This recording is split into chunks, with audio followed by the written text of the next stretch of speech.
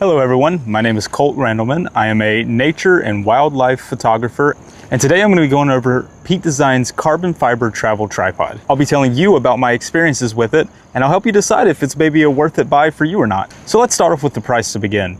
There are two options when choosing the PeakDesign travel tripod. You have the aluminum version, and you have the carbon fiber version. The carbon fiber version comes in at $600, and that's the one that I'm going to be reviewing today. The aluminum version comes in at $400. No matter how you look at it, it's going to be a very expensive purchase. So I'm going to be doing everything I can to help make that decision easier for you. I'm going to be giving you tips and tricks and things that I've learned with my experience using both the aluminum and the carbon fiber version of the travel tripod. So when deciding if you want to buy the aluminum or the carbon fiber tripod, the biggest differences are going to be the stability that it has and then the weight difference. When packing the tripods into my camera bag, the weight difference between the carbon fiber and the aluminum isn't that noticeable. However, when you're carrying either tripod in your hands, that's when the major difference comes in, especially when using it in one-handed operation, such as just picking it up to reposition or to take it with you to go on the next hike. It's a huge difference between the two. The carbon fiber wins 10 times out of 10. I just got back from a trip when carrying the carbon fiber one up the side of a mountain, and it was perfect being able to leave my bag back in the car, but being able to take the carbon fiber one up on the trail with me, knowing how light it was. Just from my experience before, having the aluminum one and having that extra weight may have made the extra difference on whether or not I did or didn't want to take a tripod up the trail with me. All right, now let's talk about how stable it is. PeakDesign claims that the performance you get out of the carbon fiber model is 20% better than the ones that you get out of the aluminum model. This means that the tripod is 20% more stable in windy conditions. You can use camera focal lengths that are 20% bigger and be just as stable compared to its aluminum counterpart. And then of course there's the stability. PeakDesign claims that you get 20% better stability in the carbon fiber model than the aluminum. And this makes a huge difference when you're out in the field. One other thing that they note where the performance is better is that when you press the shutter button, you get 20% less shake after pressing the button. It is important to note though that you can already get rid of that regardless of what version of the tripod you have by setting the self timer to go off a couple seconds after you press the shutter button. And this will eliminate all shake that you may see in your image. The big selling point for the PeakDesign travel tripod is how slim it is. PeakDesign claims that it's the diameter of a water bottle. For me, this is a huge selling point, and I don't know of any other tripod that has such a feature-rich system and such a compact design. The travel tripod is able to break down super easily and fit into my bag really well while taking a low-profile look. It makes traveling and packing easier, and 9 times out of 10 I will grab this tripod just due to its size over any other tripod that I may have. The PeakDesign travel tripod comes with a ball head adjustment, and it can be changed in just about any direction that you may want it to be when mounted horizontally. However, when trying to mount the camera vertically, your options become slightly tighter due to the way they've built the ball head. I don't super often find myself shooting vertical, so it's not a big deal for me, but it may be a big deal for you and other content creators since vertical content creation is now on the rise. The PeakDesign travel tripod, also in the middle at the bottom of the tripod, comes with a little hook so that whenever you're out, if you want to add more stability, you can just add some sandbags or add weight to your camera bag and attach that to the tripod, which in turn, again, will make your tripod more stable. Inside of that same hook section, there's also a hidden mount for your phone. You just undo the hook with the magnets that are already included in the build of the tripod, and then you're able to find the phone mount in there. This is great for moments that you need a tripod but don't want to take your large camera with you. You can just simply take out the phone mount, hook it up, and roll with it. The PeakDesign travel tripod also has rubber feet at the bottom. This helps with grip, whatever surface you set it on. It also helps absorb vibration, which again, improves stability.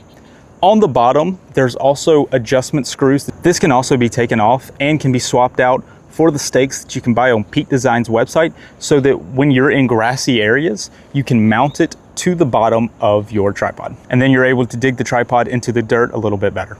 I personally find that PeakDesign's travel tripod is super duper easy to break down and set up. It takes a matter of seconds, and I personally prefer the leg clamps over the twist adjustments that you find on other different tripods. For me, the leg clamps just feel more secure and feel a bit better. So what comes in the bag? In both versions of the PeakDesign travel tripod, you're going to get a carrying case, a mounting plate, and a hex adjustment screw just in case you need to fix or rearrange or readjust the tripod when you're on the go. Next, let's move on to the weight. This is really, really big for a lot of people, including myself. The weight on the aluminum alloy comes out to about 3.4 pounds. The weight on the carbon fiber model, which I have right now, comes in at just 2.8 pounds. On paper, it's a little over a half a pound, but in person and when you actually get to hold it and pack it with you, it's a huge difference. All right, now let's move on to the dimensions and the specs of the travel tripod. In its collapsed state, the length comes out to about 15.5 inches, and the max diameter is about 3.25 inches. The travel tripod, both versions, can hold up to 20 pounds of weight. That gives you a great option for many heavier DSLRs and telephoto lenses. When completely deployed, like in the way that it is now, the max height on the travel tripod with the center column extended is about 60 inches. However, if you were to take the center column all the way down, it's about 51.25 inches. I'm 6 foot, so at 72 inches, it's just about eye level for me. Then if you were to take the PeakDesign travel tripod and put it all the way in low mode, that would come in about 5.5 inches off the ground. All right, so we've talked about how good the PeakDesign travel tripod is, and believe me, it's absolutely fantastic. I don't see myself switching this out for another one unless it's another tripod inside their lineup, such as the Pro Series. But with good comes the bad. The ball head vertical adjustment isn't the best. Again, for people who primarily shoot in vertical formats, it's not the greatest thing in the world. You're severely limited in some ways, more so than other. You have a lot less freedom when adjusting and getting that perfect fine-tuned angle.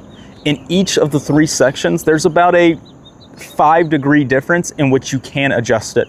And that may be the difference between getting the shot and not getting the shot. Personally for me, like I said, I don't shoot in vertical content as often as I should. I haven't found it to be an issue. As well designed as this tripod is, one thing that I don't find the best about it is how hard it is to get it into low mode.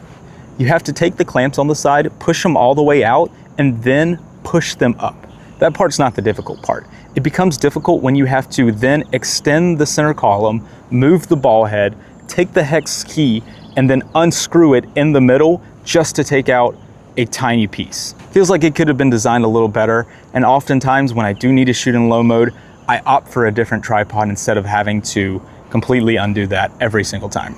All in all, I feel that the PeakDesign travel tripod is one of the greatest tripods I've ever used, and it suits me really well for travel and outdoor photography. While I personally feel that this is a better investment when you can get this item on sale, it's still good for what it offers you even at full price, which is what I paid. I truly don't know of any other tripod that's as feature rich as this one at the price point that it offers. And at such a high price point, you get a high quality product for a company that stands behind what they make, because they back every single one of their products, including all of their lines of tripods, with a lifetime guarantee. So yeah, that includes the review of the PeakDesign travel tripod. Thank you all so much for watching. Have a good day.